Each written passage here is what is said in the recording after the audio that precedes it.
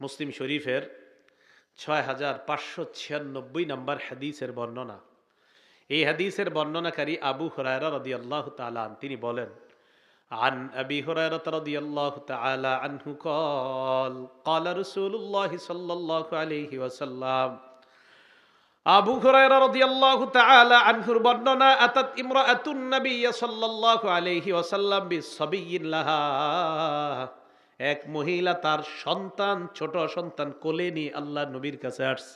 সন্তান কোলে কোলে নিয়ে নবীজির কাছে আসছে। শুনেন মন দিয়ে, সন্তানটাকে কোলে নিয়ে আল্লাহ নবীর কাছে আসছে। আসার পর কয়, ইয়া নবিয়াল্লাহ উদউল্লাহ লাহু, হুজুর আমার এই সন্তানটার জন্য আল্লাহর কাছে দোয়া করেন। নবীজি কয়, কি হইছে বলো? কয়, লাকাদ তাফানতু সালাসাতান, হুজুর ওর আগে 3 জনরে দাফন করছি। তো এই জন্য টেনশন যে হুজুর এটাও কি আবার কোনো মারা টারা যায় কিনা। লাকাদ দাফানতু সালাসা, আমি এর আগে 3টা সন্তান দাফন করছি ইয়া রাসূলুল্লাহ, এই সন্তানটার জন্য আল্লাহর কাছে দোয়া করে দেন। নবীজি বললেন, দাফনতি সালাসা, 3 জনকে দাফন করছো? কয় জি। আল্লাহ নবী বললেন, ইহতাজারতি বিহিজারিন শাদীদিম মিনান নার, জাহান্নাম থেকে তুমি শক্ত একটা প্রাচীর তৈরি করে ফেলেছো। জাহান্নাম আর তোমার মাঝে শক্ত একটা দেয়াল তুমি তৈরি করে ফেলছো।